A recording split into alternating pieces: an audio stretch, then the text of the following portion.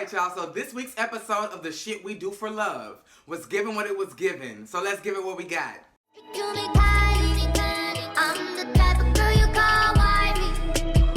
What does the cat do? Meow.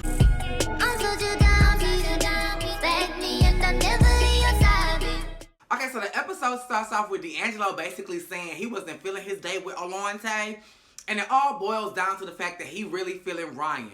He been on and off with Ryan for 2 years, and you know they kind of in a friendship, relationship, situationship, and he just trying to feel that out. And I'm with Will in a sense. Bitch, I'm not finna sit around twiddling my thumbs for 2 years.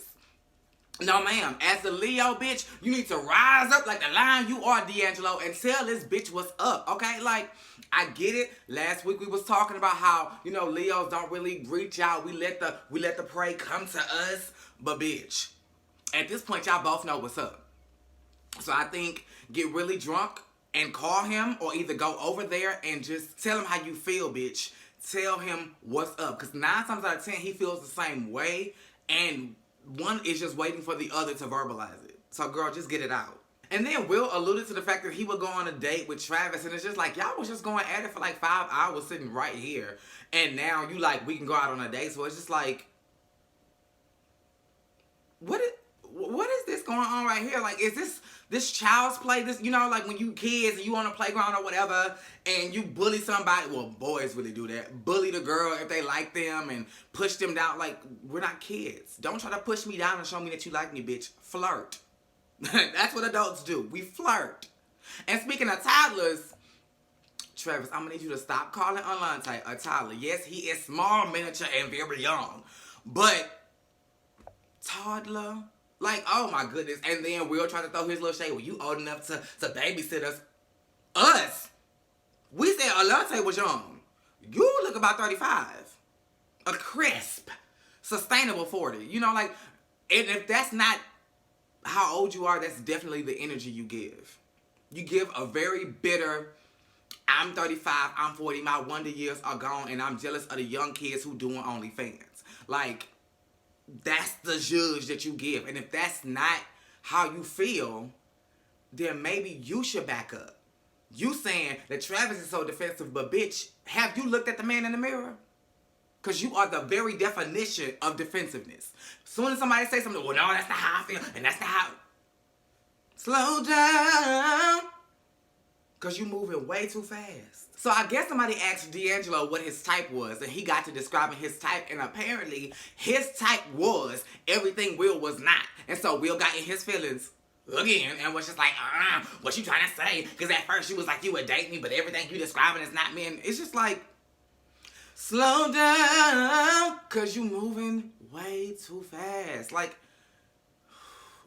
who is this child? Has he had a drink or two? Like, it's the shirt. It's the shirt. It's just, and I think it's cutting off your circulation. And you irritated because you think you cute, but you know, no pain, no gain. And you know that. You live by that. So you going to push through the pain and you just going to look cute in your stuffed ass shirt, and then you just, it's not working for you. You know, I get the no pain, no gain was really about life and about shoes. You can fake it in the shoes, but bitch, if you can't breathe, cut the shirt off. And then Travis, my bitch, is still trying to make conversation, still trying to be nice to Will. He was like, what type of watch is that? Is that Android or is that iPhone? You can't afford it either way. Like, and at first I thought you was a Louisiana nigga. Because some, not all, don't ask me how I know, but some Louisiana niggas kind of play like that. You know, when they get bored, they'll just start like capping or being attitudinal just to get their energy back just because they bored. But nigga, you from Savannah, Georgia. Like, what? Where is this energy coming from, and why are you throwing it only at Travis? You kind of strong with D'Angelo too, but you ain't like, you giving a whole nother type of energy with Travis, and I'm not understanding why. And then I got on bank accounts. Oh, bitch, you want to pull up the bank account? You don't want to pull up the bank. If you ain't got 6 figures, you don't need to talk to me. You got 6 figures and you on YouTube? And poor D'Angelo. D'Angelo was just, you guys, please, if I could just get a word in, you guys, please. Like, he was trying to diffuse it every step of the way, and they was not having it. Every time D'Angelo talked, they got louder. They was not trying to hear D'Angelo ass. So next, I'm guessing, is the next day, because Travis is meeting up with Will because Will wants to have a discussion about the previous scene that we just saw. And Will is yet again with the bullshit. He's saying in his confessional that Travis is pulling up and she by Sheree. Now, why would you say that? Like, I like this unit. I like Nude. I really do. And baby, either it was cold or them nipples was pissed, Travis, because mama, your headlights was on, okay? But let me just say, I can't throw no shade, because bitch, it could be sunny and 80 degrees outside. My nipples still just, I don't know, girl. Ooh. So Travis walks up and sits down, and Will comes right out the gate with, I want to talk about your negligence to show Southern hospitality. And Travis like, bitch, you walked up with the energy. Like, what the fuck? No, I embraced y'all. I said, what's up? No, bitch, we hugged each other, so we're not gonna get into semantics, bitch. And Travis, I knew you was my bitch for a reason, because in your confessional, you was like, you came in with an attitude and that tight-ass shirt. And, girl, you called it before you kind of called it before I did, but because you said it after I had put the video out, I had called it first, but I'm gonna let you have it because I know you taped your confessional well before I even knew about this show, so it's yours, mama. But yes, like, he was just attitudinal. He just had a negative energy and aura about him, and he got in his confessional and was like, this is Will. I guess he just into me. I'm clearly not into him. Really? Because you the main one talking about how you would love to take Travis on a date and how y'all personalities are strong and they clash, but it's okay if when y'all get to know each other, y'all can be friends. You're the one that called this meeting. So it seems like Travis ain't thinking about you, and you the one that keep trying to knock on my door. So, bitch, something in the milk ain't clean, okay? And some in the meth ain't adding up. And then, as if Will's delusions couldn't go any deeper, this motherfucker, and let me just say this. I don't hate you, Will. I'm just going off of the 2 episodes I've seen you in, and you're starting to get on my goddamn nerves. Because it's a trend of you not seeing the picture for what it really is. It's so much bigger than what you see. Anyway, this nigga was like, I'm really a Southern gentleman, and I don't be on no rah-rah shit. That's like me standing here and telling y'all, when I turn the camera off, I'm really a Guatemalan princess in Indonesia. You wouldn't really believe that, would you? Because I give you something different. So for you to say you're a gentleman, a Southern gentleman, and you're not on rah-rah shit, and that's exactly what you brought and exactly what you were not? No. No. Like, are you trying to convince yourself? And with who? With whom are you a Southern gentleman? Because you walked in and you spoke to everyone. That's why you... Okay. Okay. But apparently Travis was not with the bullshit. He said, oh, really? This is phone. He said, oh, really? That's what you said? Because he was trying to stall because he was looking for it. So is that what you said? Because... Are you sure? Are you sure? Because... Oh, find it. And it was literally a video of Will. The night everything had went down at the little club, he went home and was like, bitch, look behind me. You see my couch? You see my diploma? You see my pants? Don't change my money. You see my shoes by the door? Giuseppe. First of all, can dudes please stop leaving their shoes by the door?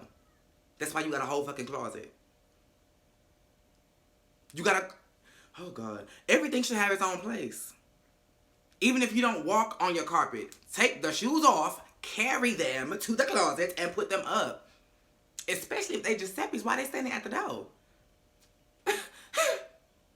My shit is real. Is it? Because you ain't real organized. And I'm so glad Travis closed the entire conversation with, bitch, the bottom line is I do have fans. Despite what you think or believe, bitch, I have fans, I have supporters, I have friends, I have all of the above. And yes, I meant what the fuck I said. Whether you get it or not, bitch, sometimes it ain't for you to understand. I got fans. Malcolm FaceTimes Travis. So after trying to joke about this dude, trying to play him, talking about how you are not flirting with him, this, that, and the third, then you decide to FaceTime him. Like, lame. So then y'all FaceTime and you like, what you doing or whatever, and Travis is like, I'm reading Chicken Soup for the Soul. Because you know I'm big and you know I like to... Stop that, Travis. Stop. First of all, bitch, you ain't even fat. Like, you thick. Like, you're not fat at all. So, stop that. Like, embrace that. Even if your goal is to lose the weight, embrace it. Believe it or not, baby, this gap ain't gonna be here forever. But I'm not sitting here feeling, oh, good girl, child, you know, you can kick a football. Girl, I ain't doing all that shit. The fuck? I'm not finna capitalize on the shit so I can make a joke about it before you do. No, ma'am. No, ma'am. Fuck them hoes. Stop with the fat jokes. Now, I like to eat too. So when he said something about the macaroons or whatever the fuck they was, he was like, macaroni? They got burgers, they got fries. Like, that shit was cute. But, you know, I'm big. You pulled it with Will. You know, I got pounds to lose. I got shit to... No. So then they bring up the butterball comments, and I'm so glad Travis cleared that up. He was like, listen, it's a Southern thing. I didn't mean no harm by it. I just thought you was cute, you know? And he was like, oh, it's okay. I never heard it before. Then they got to talking about the Starbucks, because he was like, well, I don't really like Starbucks. Like, he was just being off in the little conversation. So I'm so glad that Travis brought that up as well. Like, what was with the Starbucks, bitch? I was trying to cheer you up, and you just shot it down. And Malcolm was like, no, you know, there's a drink I like at Starbucks. We can go or whatever. And that's when the macaroon comment came. And then they got to talking about Quentin. Now, this is the part, not with y'all, but this is just the part of life that I struggle with. If I like somebody and it's clear that I like you, I kind of don't want to hear about you with other people. You know, like, I can take it, you know, and I will give sound advice because I'm human and I can just, you know, take the licking and keep on kicking. But, I just would rather not. I would rather not. So anyways, they talked about Quentin and he gave Quentin a B- because he was like, there's a deep connection, but there's some red flags. And we don't know what those red flags are yet, but it seems like in next week's episode, we're going to find out what they are. And this was a perfect segue. And let me just say, I loved how Kevon pieced these things together because they kind of like ran seamlessly into one another. Because after that, then we saw Malcolm on date number 2 with Quentin. And they went to Atlantic City or Atlantic Station. I don't know, Atlantic something. And that was date number 2 for them. They had drinks this time so they could kind of unwind. And this was right around Christmas break. And you know, Malcolm's a teacher, so he was like, I'm so ready for Christmas break. I'm ready to get ready for them students. I want to settle down, you know. I want to unwind. I'm ready for New Year's. And Quentin was like, same, basically. You know, I really am scouting models because I have an upcoming photo shoot. I'm working with no days off because I got to get my paper up to pay for this shit. Because when you are branding and investing in yourself, that shit is not cheap, honey. It is not cheap. And he has this thing called Looks by Lamar that he's trying to get out to the forefront. So if that's already out, y'all go check it out. His Instagram is right here. So y'all make sure y'all hit him up on Instagram and check him out. He actually does great work. And he's a Leo, bitch. So you already know. He top of the line, cute face, slim waist with a big, well, I don't know if he got a big behind, but bitch, it does what it needs to do. Then we find out that Malcolm is really a homebody and doesn't really like to go out. And Quentin, he may be a homebody, but he does like to turn up. And that really was not hard to, you know, determine. You can look at Malcolm and tell that he really is not the life of the party. You know, he's probably a fun guy, but he just don't bring that energy. And that's okay. Everybody ain't able, okay? And then Malcolm went on to describe an ideal night to him. And that included cleaning up, getting some work done, checking in with friends, going to the gym, and maybe Netflix and chilling with some cooking on the side. I can get with that. You know, I like to go out when the energy is right. Don't look my way every fucking Friday or every Saturday night. Friend, you want to go? No, bitch, I don't. No. But if it's been a minute and, bitch, you know, we in the groove night, I'll go. You know, it's sporadic. It's just based on how I feel. But then they got to talking about cooking, and Quentin was like, I don't cook. I don't, girl. I used to be like you, but you gotta step it up, mama. If we gonna be housewives, we gonna have to step it up. You know, we gotta bring more to the house than the paper, okay? Yeah, we bringing the money, but we gotta bring the wife aspect too. We gotta take care of the kids, we gotta clean up, and we gotta cook, mama. And once you start cooking, I think you'll like it. I think you'll like it. I'm beginner level. I'm to the point to where now I'll eat my food, and I will maybe if I just did some barbecue rice, I think I'm gonna give my mama some. But that's it. Cause bitch, you ain't finna judge me cause I'm sensitive about my shit. And until I know that it slap your mama good, I won't slap none of my food on your plate. It's not gonna happen. But Malcolm likes to cook. And he was like, yes, I like to cook and I also like to eat. And baby, the Leo jumped out of Quentin cause Quentin was like, and I like eaters. I like eaters a lot. And they kind of laughed it off. And Malcolm then was like, are you an eater?